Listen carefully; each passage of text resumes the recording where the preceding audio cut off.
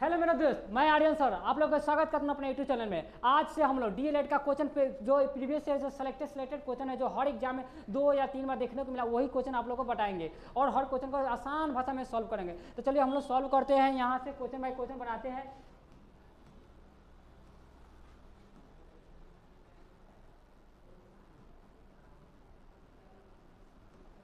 Colour का change हो रहा है। हाँ यहाँ से सही।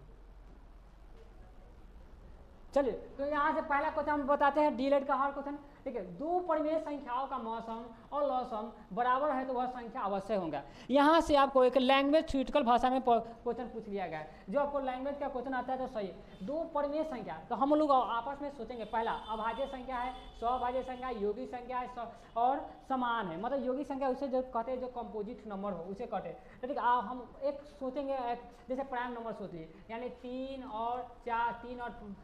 और 5 प्राइम नंबर होता है। 3 और 5 एक प्राइम नंबर होता है। इसका जब भी 100, इसका जब भी हम निकालेंगे मौसम और लौसम, तो लौसम जब निकालेंगे तो लौसम तो तुम्हारा क्या 3 5 हो जाएगा 15 हो जाएगा। और इसका एचसीएफ कितना हो जाएगा 1 हो जाएगा। तो देखिए लौसम और मौसम बराबर बोला है, लौसम मौसम बराबर नहीं हुआ तो ये मेरा ऑप्शन मेरा गलत है। अब दूसरा का ऑप्शन खोजेंगे, ये ऑप्शन वही बनेगा। स्वभाज्य संख्या वही हुआ जो जिसका लौसम मौसम 1 होता है। जैसे 3 और जैसे हम 7 सोच लिए तो इसका भी मौसम अगर एलसीएम निकालेंगे, एलसीएम तो 7 21 हो जाएगा। और एचसीएफ निकालेंगे, एचसीएफ निकालेंगे तो 1 आएगा। ठीक है, तो यहाँ भी देखिए यहाँ लौसम और मौसम मतलब बराबर नहीं आया तो मेरा ए भी गलत है, यानी कि यहाँ ये ऑप्शन भी मेरा गलत है। अब यौगिक संख्या उसे कहते हैं जो जिसका गुणनखंड 2 से अधिक हो। जैसे मान लीजिए जैसे सबसे छोटी यौगिक संख्या 4 होता है, ये भी क्वेश्चन पूछता है 4। अब एगो 6, इसका जब हम एलसीएम निकालेंगे तो क्या होगा 12 आएगा।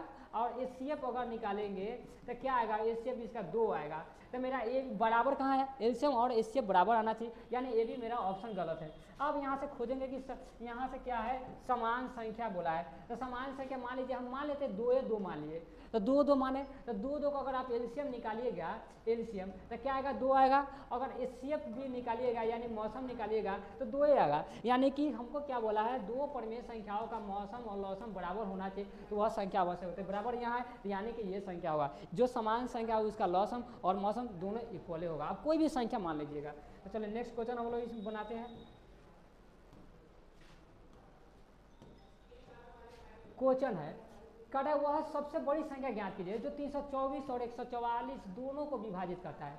मतलब 324 144। देखिए अगर आप एचसीएफ का डिफिनीशन पढ़िएगा, एचसीएफ का फुल फॉर्म होता है हाईएस्ट कॉमन फैक्टर होता है। इसका फुल फॉर्म अगर आप देखिएगा था, हाईएस्ट के मतलब होता है वह बड़ी से बड़ी संख्या निकालिए जो दोनों संख्या को इक्वल में विभाजित करता है, जो दोनों संख्या, इसी का फुल फॉर्म यह होता है। तो यानी कि वह सबसे बड़ी संख्या बोला है कि ना, यानी कि इसी का डिफिनेशन है वह बड़ी से बड़ी संख्या जो 324 144 को दोनों को विभाजित करता है, वो एचसीएफ निकालने के लिए कहा जाता है।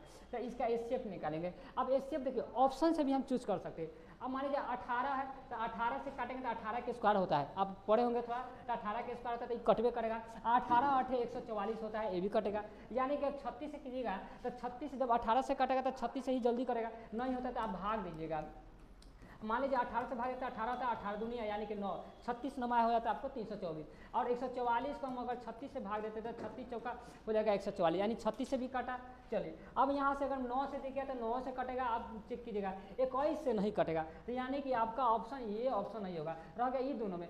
यहाँ डिफिनेशन क्या है, सबसे बड़ी संख्या। तो ये तीनों में सबसे बड़ी संख्या कौन है, तो 36 है, यानी कि 36 आंसर होगा। इस तरह हम ऑप्शन बनाएंगे, ऑप्शन के एलिमिनेट करेंगे। अगर आप इसको मौसम निकालते हैं ऐसे जो आप लोग क्लास 10 से पढ़े होंगे बच्चा के जैसे, तो 324 इस तरह से भी आएगा। इस तरह से आप निकालिएगा। अगर आपको निकालिए बताइए देते हैं 144 दूना करिएगा तो आपको 288 होगा।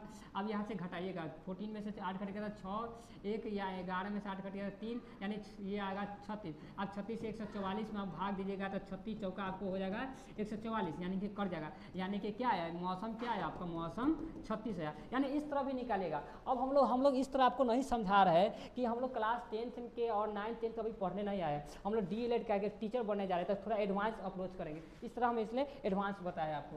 चलिए और नेक्स्ट क्वेश्चन बनाते हैं।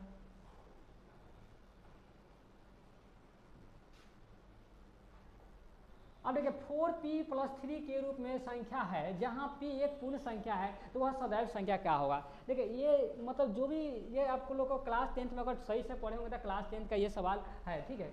अगर मान लीजिए एक बात पहले आप समझ लीजिए, अगर किसी भी सम संख्या में अगर आप सम संख्या ही जोड़ते हैं तो वो आपको सम प्राप्त होता है। ये आप देखिएगा, अगर नहीं डिफिनेशन हो तो आप कुछ अंक मान लीजिए सम संख्या 2 मान लीजिए और सम संख्या 4 मानिए, तो ये 6 है, तो 6 भी तो सम संख्या है।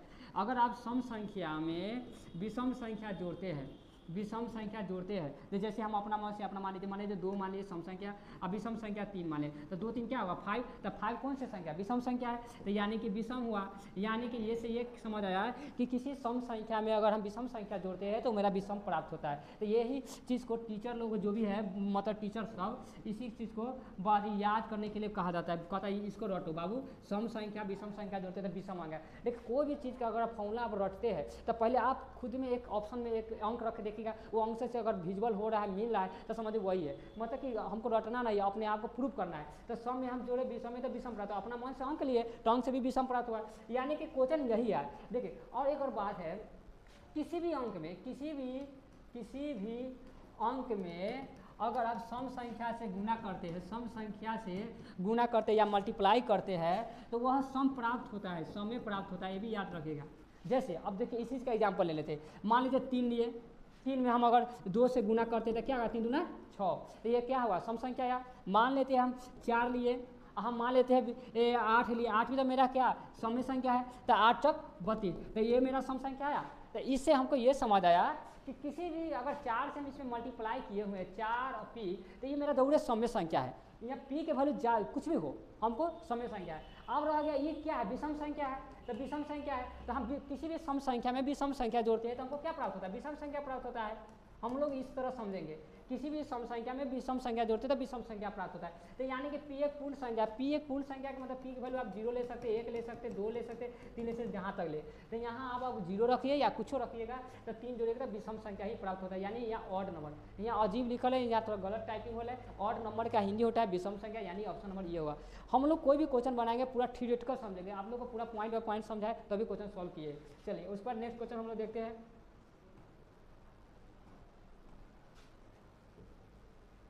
चलिए यहाँ नहीं कि ये आप क्वेश्चन है 4/, ये आपको इसका इक्वेशन को पहले समझाना होगा।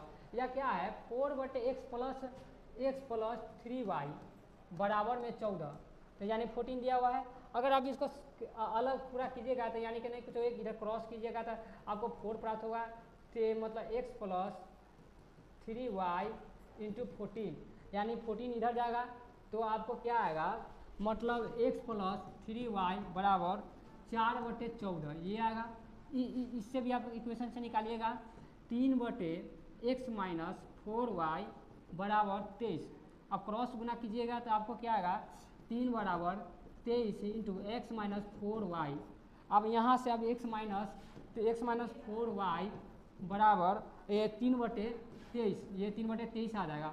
अब इसको आप इक्वेशन को xy के रूप में सॉल्व करना होगा या मतलब आप सॉल्व कीजिएगा। तो यह 4 है, तो हम मान लीजिए पहला संख्या दूसरे का इक्वेशन घटा दिए तो ये माइनस होगा, ठीक है, ये माइनस होगा, ये आपको घटाने पर चेंज होता है आप लोगों को पता होगा, ये माइनस हो जाएगा, यानी कि एक से कट जाएगा 3y माइनस 4y बराबर 4/14 माइनस 3/23, तो ये 3y में से 4y घटे यानी माइनस y आएगा बराबर, यहाँ से आप एलसीएम लीजिएगा 23 तो आपको तो 23 से 14 मल्टीप्लाई करिएगा। लेकिन यहाँ से आंसर नहीं आने वाला लगता है, यहाँ हो सकता है क्वेश्चन यहाँ एरर होगा, या तो क्वेश्चन इस तरह में होगा 4/x अगर मानते हैं क्वेश्चन प्लस 3y बराबर 14, तो ऐसे हो सकता है कहीं नहीं कुछ 1 लेंगे, अब इसको क्रॉस गुना करेंगे। चलिए ये क्वेश्चन को हम अगर कल के वीडियो में आपको बताएंगे कि हो सकता है इसमें क्वेश्चन एरर होगा, ऐसा इस पैटर्न में क्वेश्चन पूछता तो नहीं है, अगर पूछ भी दिया है तो ज़्यादा टफ पड़ता है, तो इसको हम क्वेश्चन जस्ट सॉल्व करके बताएंगे। डीएलए में क्वेश्चन ज़्यादा टफ नहीं पूछता है, नॉर्मली क्वेश्चन पूछता है, जो क्लास 10 से क्वेश्चन चाहिए आउट ऑफ थोड़ा। चलिए तो हम लोग नेक्स्ट क्वेश्चन सॉल्व करते हैं। देखिए कटा समीकरण 4x minus 3 4x plus 3y minus 1 बराबर 5 है और इसका बराबर ये 15 है। तो एक जोड़ी का ग्राफिकल प्रतिनिधित्व करिए। देखिए ये क्वेश्चन आपको थ्योरेटिकल है, इस क्वेश्चन से आपको डीएलएड में बहुत हर शिफ्ट में एक न एक क्वेश्चन देखने को मिलेगा। अगर एक शिफ्ट में नहीं दिखने को तो आप हमको कमेंट में गरियाइए दीजिएगा ना तो चलेगा, क्योंकि क्वेश्चन सबसे ज़्यादा वैल्यूएबल है। अभी जो आपको जो भी रूल बताते रूल याद रखें। देखिए समांतर होता है, तो समांतर का मतलब होता है कि लाइन मेरा जो होना चाहिए समांतर, लाइन मेरा जो समांतर होना चाहिए उसको कहते हैं समांतर। समानांतर का कंडीशन होता है, आपको याद रखना होगा समांतर का कंडीशन A1 बटे A2 बराबर B1 बटे B2, ठीक है, अब बराबर आपको C1 बटे C2, ठीक है। ये आपका समांतर का होता है ना, ये आपको समांतर का ये कंडीशन होता है, तो ये आपको याद रखना होगा समांतर का कंडीशन होता है। उसके बाद देखिए संपाती का क्या होता है, संपाती का भी कंडीशन होता है A1 बटे A2 बराबर B1 बटे B2 बराबर C1 बटे C2। ये कंडीशन आपको मुंह पर याद रहना चाहिए। उसके बाद प्रतिच्छेदी रेखाएं का मतलब इंटरसेक्ट एक, मतलब कि इसका प्रतिच्छेदी रेखा का मतलब केवल एक फल होगा, ए भी लिखा लगा, तो इसका कंडीशन होता है A1 बटे A2 नोट B1 बटे B2। अगर ये आपको पूरा याद है तो ये तभी इस चैप्टर का आपको क्वेश्चन बनेगा। तो समानांतर के ये रखिएगा रेखा, समांतर को संगत भी कहा जाता है, ये भी रहेगा कभी एग्जाम में, ये एग्जाम मतलब संगत भी रहता है। इसको कहा जाता है असंगत, इसको कहा जाता है असंगत, इसको भी कहा जाता है असंगत, ठीक है, असंगत। और उसके बाद केवल एक हल हो, ये भी क्वेश्चन कहेगा। इसका कहेगा कि अनेक हल हो, इसका कहेगा अनंत हल हो, ये भी कंडीशन रहेगा। तो इसका अनंत हल, इसका इसका मतलब कोई हल नहीं होगा, ये लिखा लगा, इसका केवल एक हल हो, ये भी लिख लेगा। आई हर पॉइंट आपको रटिए जाना होगा। अगर एग्जाम में इस चीज़ को रट के नहीं जा रहा है तो समझिएगा डीएलएड से आप हाथ धो लीजिए, आपका सीट पक्की नहीं होगा। 100% करेक्ट गारंटी के साथ। अगर गलत बोला जाए कमेंट में आप गाली दीजिएगा तो चलेगा। चलिए तो यहाँ से क्वेश्चन अब हम अब सॉल्व कर दे। ये एक इक्वेशन है, तो हम इसको देखिए 4x प्लस 3y माइनस 1 बराबर 5 है। तो 5 को कभी इधर ले आएंगे, तो 4x plus 3y minus 1 minus 5 बराबर 0, यानी 4x प्लस 3y माइनस 6 बराबर 0। अब यहाँ से आप क्या कीजिएगा, A1 A2 मानिएगा। यहाँ A1 कितना होगा 4, B1 कितना होगा 3 और C1 कितना होगा माइनस 6, ये मान लिए। अब यहाँ से हम फिर ये क्वेश्चन सॉल्व करेंगे। इक्वेशन 12x प्लस 9y, अब 15 के नहीं लाएंगे तो माइनस 15 बराबर 0। अब यहाँ से A2 बराबर हो जाएगा 12, B2 बराबर हो जाएगा 9 और C2 बराबर हो जाएगा माइनस 15। अब हम A1 बटे A2 वाला रूल लगाएंगे। तो A1 भाई कितना 4, A2 कितना है 12। अब इसको हम सॉल्व, अभी चलिए नहीं सॉल्व करते तो 4 बटे 12 बराबर की चिन्ह अभी नहीं देंगे। अब B1 कितना है 3, अब B2 कितना है 9। अब देखिए इसको काटेंगे तो 4 1 3, इसको काटेंगे तो 1 3, अभी तक इक्वल है तो हम आगे चलेंगे। अगर ये दोनों में इक्वल नहीं रहेगा तो हम लोग आगे नहीं चलेंगे। उसके बाद देखिए कितना है C1 कितना है बड़ा माइनस 6, इधर कितना है देखिए यहाँ माइनस 15 है, तो माइनस 15। देखिए इसे माइनस होकर 3 दूना 3 पर, यानी 3/5 आया, 1/3 1/3 वो इक्वल नहीं है, यानी कि 1/3 बराबर 1/3 तो आया और नोट 3/5 है। ये देखिए कौन कंडीशन पर आया, A1 बटे A2 नोट B1 बटे B2 कौन कंडीशन पर आया। तो ये आपको केवल मतलब क्या होगा, इसको कहते हैं समांतर, इसको क्या कहते हैं समांतर, इसलिए समांतर वाला मारेंगे, समांतर वाला मारेंगे, ठीक है। चलिए अब इससे हम लोग नेक्स्ट क्वेश्चन सॉल्व करते हैं।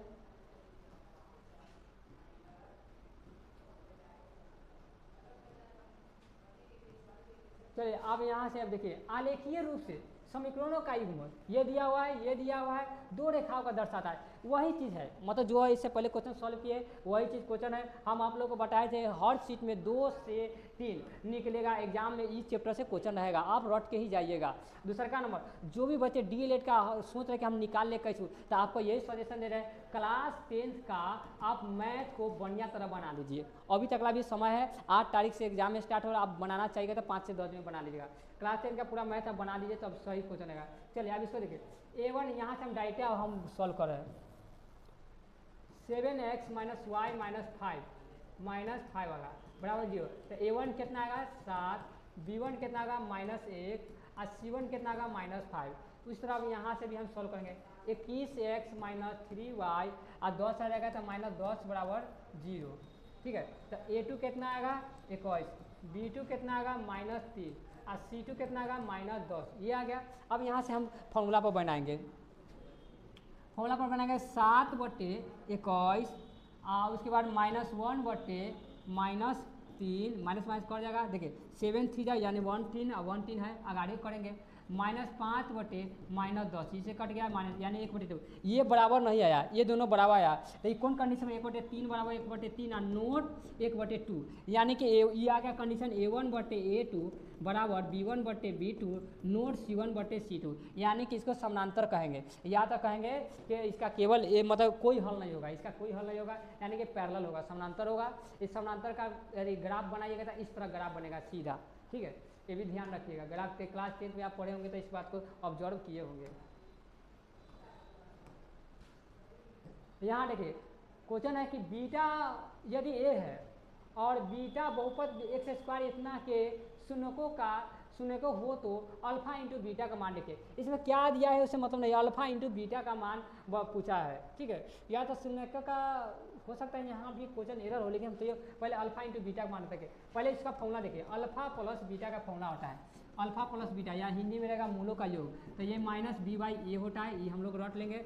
अल्फा इंटू बीटा होता है c/a, यानी मूलों का गुणनफल। ये फॉर्मूला अगर मूलों का गुणनफल पूछ ले होगा, अब इसे देखिए x² + x + 1, पहले आप a1 निकाले, a1 कितना हो जाएगा आपको 1, वैसे आपको b1 कितना हो जाएगा 1 हो जाएगा, और c1 कितना हो जाएगा 1 होगा, क्योंकि a1 x इसका इक्वेशन होता है ax² + bx + c। तो देखिए क्या क्या मल्टी है, कोफिशिएंट हम बराबर कर दिए। अब अल्फा इंटू बीटा क्या है c/a, तो c का वैल्यू 1 और 1 वैल्यू 1, यानी 1/1, तो यानी कि 1 क्या आएगा ऑप्शन में 1, यह है ऑप्शन, यही हो सकता है। अगर शून्यकों का यहाँ प्लस दिया हुआ है तो हो सकता है कि शून्यकों का योग और शून्यकों का गुणनफल का जोड़ पूछा हुआ, तो अगर हम शून्यकों का योग को निकालते हैं तो alpha plus beta -b/a, -b कितना -1/1, यानी कि -1 आएगा, यानी कि इन दोनों को जब जोड़ेंगे तो 0 आएगा, तो 0 ऑप्शन है, यानी कि 0 ऑप्शन है, यानी कि क्वेश्चन यही है, ये 0 होगा। शून्यकों का योग और शून्यकों का गुणनफल करके जोड़ देना, यही सवाल था।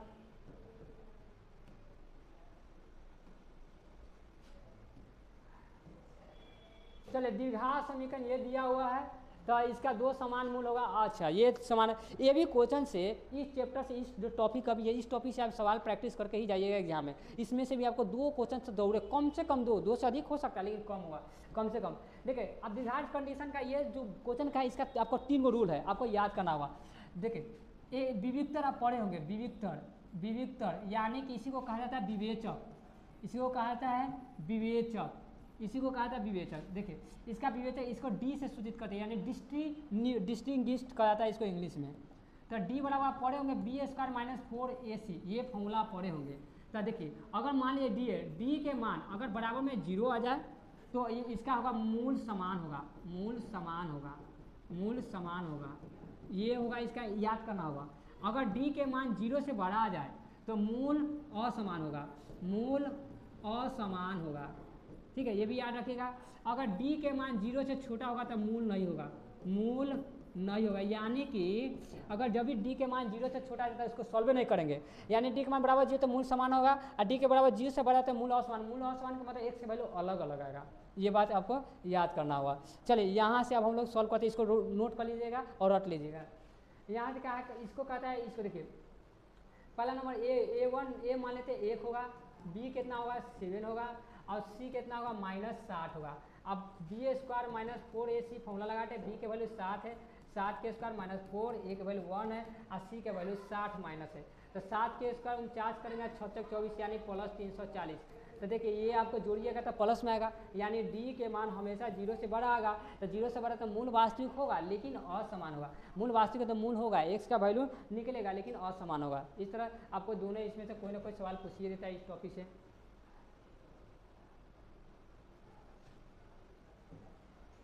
कटा मोहन और सोहन, देखिए ये सवाल है आपको, मतलब कुछ सवाल ऐसे होते हैं जो आपको ऑप्शन से ही बनाया जाता है। मोहन और सोहन एक समीकरण हल करते हैं, हल करने में मोहन अचर पद में गलती करता है और मूल 8 डूब पाता है, तो सोहन x गुणांकों में गलती करता है तो सही मूल है। तो देखिए मोहन करे जो जोड़कर और सोहन जो करे जोड़कर, मूल तो वही था ना, इक्वल वही जोड़कर, तो हमको डायरेक्ट ऑप्शन से देखना है कि 9 1 10 होता है, 8 2 10 होता है, यानी कि दोनों का मूल समान होता है, तो इसलिए ऑप्शन यहाँ से इलिमिनेट करेंगे।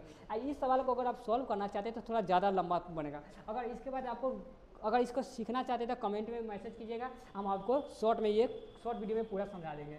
चलिए अभी फिलहाल इस सवाल को इसी चलेंगे।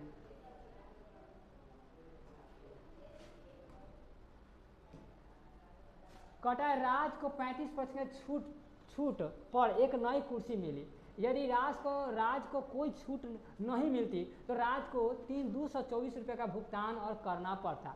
राज ने कुर्सी के लिए कितना भुगतान किया? देखिए कभी भी जब भी परसेंटेज या इस टाइप का सवाल हो तो अपने आप को मान लेते 100, मान लेते कि कुर्सी के दाम रहा होगा 100 रुपया, ठीक है, लेकिन राज को 35% का छूट मिला, यानी कि 100 में से 35% अगर डिक्रीज करते हैं तो यानी कि राज ने 65 रुपया में वह कुर्सी खरीदा होगा। हम लोग क्वेश्चन में क्या दिया उसे मतलब नहीं समझेंगे, डाटा हम लोग अपने आप से मान लेंगे। चलिए इसमें कहते हैं यदि राज को कोई छूट नहीं मिलता तो वह 224 रुपये का भुगतान और करना पड़ता, यानी कि बेचारा का छूट नहीं मिलता और 100 रुपया का सामान 100 रुपया में बिकता तो उसको 224 रुपया एक्स्ट्रा देना पड़ता, 224 रुपया एक्स्ट्रा देना पड़ता। तो कहता है कि राज ने कुर्सी के लिए कितना भुगतान किया होगा, जो छूट करके किया होगा। अब मान लीजिए बेचारा का 35% छूट मिला, 35% यहाँ से आपका 35% यहाँ से जो छूट मिला तब ना उसको 224 रुपया कम देना पड़ा। अगर 35% नहीं मिला तो यानी कि 224 रुपया ज़्यादा देना पड़ा, यानी कि इसे ये समझेंगे कि 35% का वैल्यू होगा 224, इस तरह समझेंगे। अब पर से अब थोड़ा कंपटीशन किए होंगे तो इस बात को तो जल्दी ऑब्जर्व करें। जो क्लास 10th और 12th का जो अभी पास का हाल में उसको थोड़ा दिक्कत होगा। तो 35% छूट अगर नहीं देता 35% तो उसको 224 से एक्स्ट्रा देना पड़ता, और 35% छूट मिला तो उसको 224 रुपया कम देना पड़ा, यानी कि 35% के वैल्यू या 224 रुपया। इसे ये डाटा हम लगाएंगे। तो अब इस बात को समझें तो यानी कि हम समझेंगे कि 35% का वैल्यू होगा 224 रुपया, यानी इसको लिखेंगे कितना 35% का वैल्यू होगा 224 रुपया। तो 1% के वैल्यू निकालेंगे तो 224/224/35 करेंगे। अब देखिए इसको हम काटेंगे कैसे, अब 7 से काटे, 7 3 21 और 1 और 7 दूना 14 7 5 35, यानी 1% के वैल्यू आपका कितना है 12/5 है। अब क्वेश्चन से यहाँ समझिए, कहता है कि तो राज ने कुर्सी के लिए कितना भुगतान किया होगा जो छूट के बाद, यानी 65% पर नहीं खरीदा था तो यानी कि 65% के वैल्यू निकालेंगे। तो इधर जब 65 से गुना करेंगे तो इधरों हम पढ़ेंगे 12/5 गुने 65, तो 5 से काटेंगे तो 13 बटे ना 12 13 में गुना करें तो 12 3 36, हाथ में 3 और 12 कम 12 12 3 15, 12 तिया आपका क्या होगा 12 तिया 36, 12 तिया 36, हाँ हाथ में 3 और 12 कम 12 5 से लगा 13 12 12 15 156, यानी कि 224। एक मिनट क्वेश्चन का आपको कुछ लगता है 224 का भुगतान और करना पड़ता।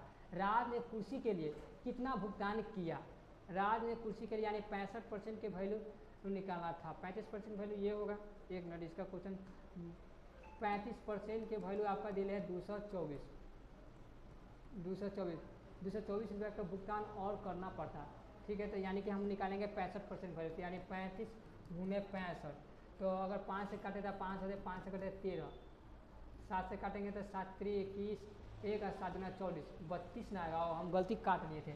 अब 13 से काटेंगे 13 दूनी 26, 8 में 2 आती है 39 और 2 हो जाएगा आपका 41, यानी 416 होगा, यानी कि उस समय हम गलती काटे थे, उसका काटने में गलती किए थे, ठीक है। तो इसका क्या होगा 416 होगा, यानी कि बेचारा का 65% का वैल्यू निकालना था। ये क्वेश्चन है।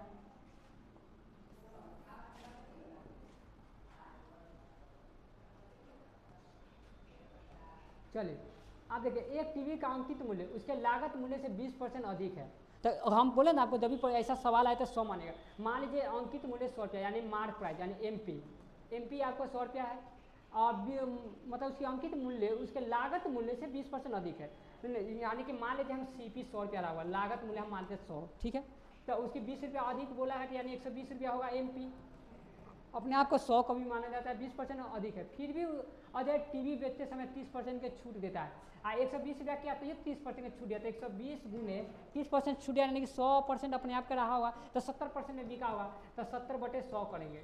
तो E0 से E0 यानी 12 7 84, यानी 84 रुपया में वह टीवी बेच दिया, तो उसे कितने % हानि, तो बेचारा का हानि होगा 100 रुपया दाम था, अब बेचारा 84 रुपया में वो बेचा, तो यानी कि 16 रुपया, तो इसको 16 रुपया का तो हानि आ गया ना, तो यानी कि 16% हानि हुआ होगा। इसको इस तरह सवाल सॉल्व करेंगे, कोई जरूरी नहीं उतना डाटा इसको पकड़ने का।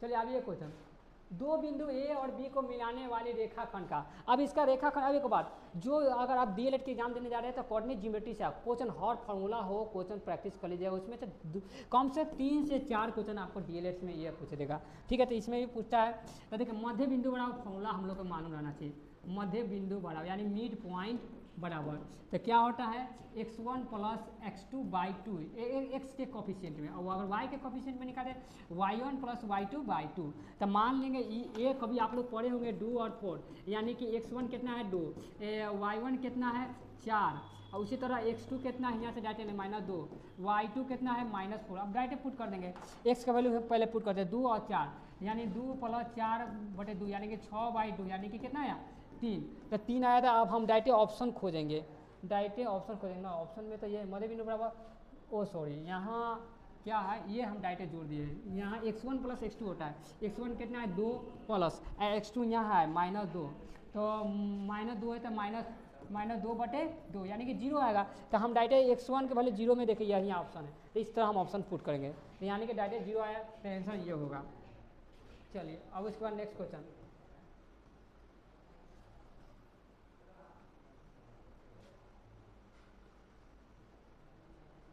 ठोस से बिंदु तक के चरण, ये आपको याद रखना होगा कि ठोस से बिंदु तक देखिएगा तो ठोस में क्या होता है सरल रेखाएं, और ठोस रेखाएं आपको ठोस सतह रेखा बिंदु होगा, ठोस सतह रेखा बिंदु होगा, ये आपको देखिएगा याद रखिएगा, ठोस से रेखा तक ठोस होगा, और एगो सतह होता है, सतह के बाद रेखा बिंदु होता है, ये आपको याद करना होगा।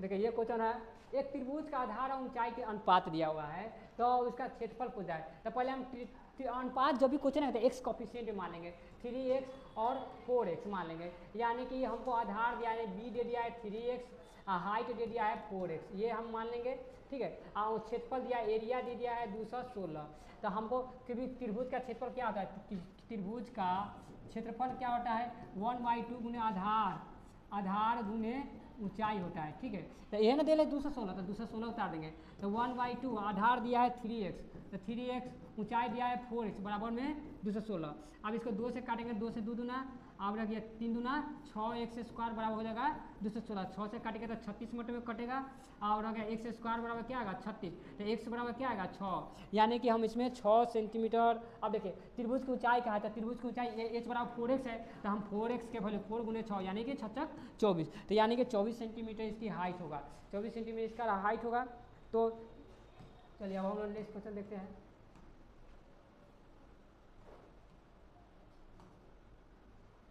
चलिए यहाँ मतलब अब आज के लिए इतना ही, तो आपको क्लास में क्वेश्चन सॉल्व किया गया था, आप कल से और ज़्यादा क्वेश्चन लिया जाएगा, और ये सब क्वेश्चन आपको 2 से 3 बार हर शिफ्ट में पूछा गया है, और आप लोग को अगर अच्छा लगा तो लाइक कर दीजिएगा, शेयर कर दीजिएगा, तो चलो कल मिलते हैं हम लोग इसी समय।